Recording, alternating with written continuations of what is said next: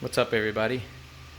So I just wanted to make a video, uh, kind of the current setup that I have here for my 3D printers, and just kind of speaking about a few things, just trying to get some stuff down on video because I'm pretty bad about that. So here are I have 10 3D printers. For the longest, I was only running on 7 because 2 printers, which were that one and that one, were just terrible quality. And what was happening was, whenever I would print on the build plate, the first layer would go down perfectly fine and it looked great, all the gaps and everything, no issues. As soon as it got to that second layer, all those gaps would close up, and what was happening is it wouldn't move up to the second layer enough, and it would just extrude too much plastic, and it would cover up any gaps that I had in my design. I have some hinges, so it would cause issues with that. So what it ended up being was the brass nut for the lead screw was loose, and not only was it loose, it was worn out. And so I just bought a new one, ran another file, printed great. Excuse me, I'm sorry. Did the same thing for that one. That worked out fine. This one, however, didn't have that issue, but the issue that I have, actually, these are my rejects. This one is kind of okay, but oh yeah, I got some nasty. Yep, I don't sell these because those are ugly, but these here, yeah, so this doesn't have a very good hinge opening. It's not completely nighty, it's very spongy. And anyways, the reason for that is because the cooling was not sufficient on this one. So I used to print 180, actually 200 degrees in the bedroom, a spare bedroom, where the AC was running at about 75 degrees Fahrenheit. So I could print at 200 degrees on the PLA. When I moved into my garage, right now my garage is at 86 degrees, and that's with nothing printing. So all the beds are off. But when I start printing, the garage jumps up to about 92 degrees Fahrenheit. And that was causing an issue with my prints where the hinges were fusing together.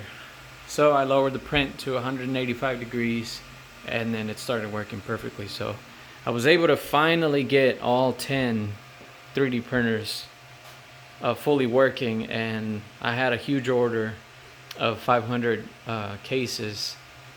And I was able to knock them out whenever I said I was going to deliver them. So that was a big relief. And as I start to encounter a lot more issues with these 3D printers, I'm starting to build a knowledge base of how to fix them. I can spot an issue and say, all right, boom, right away I know what's going on, because it happens so much. You make note of it, you figure out how to fix it, and then the next time it happens, right away you're able to fix it. So that's the good thing about running all the same 3D printer, just for things like that. And I feel like I've gotten pretty good at it, especially now that I have those issues, figuring about the lead screw nut and whatnot. This one got a clog on me, and I got a pretty nasty clog, so I got to take that apart. But yeah, I have my filament down here. I mean, these were stacked all the way to the very edge, all my different colors. I got 10 different colors. And yeah, I had double row stacked all the way to the top. And I mean, I'm down to that, so I got to do an inventory and order some more stuff. Here I have my inventory that's pretty depleted. Instead of, I'm at the point now where if I'm making orders made to order, I'm getting backed up, because I may get an order one day for 100 cases, and then the next day another 100, and then the next day maybe 300, and I can't have the customer that placed a 300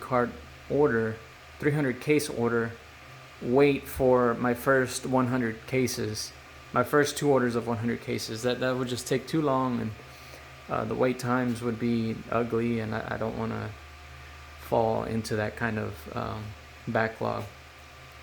So I'm going through my reports on Shopify. I have a Shopify store, and just kind of seeing what are my most popular items, which PSA Black is the number one seller. Actually, Black anything is the number one seller. Followed up with, I think, red, blues, your kind of primary colors. So I'm going to start making tons of black cases for every single option that we have, vertical, just regular and horizontal. So that's going to help me whenever I get an order for, let's say, 10 cases. I don't have to wait for my 300 other case order to finish before I get to that order of 10 pieces. So I just come here and grab. So those are little changes that I'm making. I'm also have some new sizes for some boxes. I'm learning that these cases, if somebody places an order for less than 10 cases, I can fit them in that small box. But anything more than that, I jump too big of a box. And I'm realizing that I'm cutting down boxes a lot. So I got boxes in between there for some medium size. So there's all things that I'm just learning on the fly as I go. Here are 2 printers that I got. I actually got these from a place called Treasures for Less. And what they are is they are Amazon returns. So normally if you go on Amazon, these are maybe $280. I was on Facebook one day, a buddy tagged me. He said, hey, there's this company that sells Amazon returns, and he noticed that they had a bunch of 3D printers.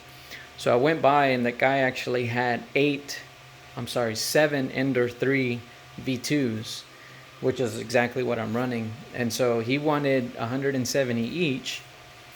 And I went over and I stacked up all 7 printers by the register, and I said, hey, look, I'll take all 7 of these printers for $800. And he said, no problem, without hesitation. So I thought I got away with, pretty much with a steal.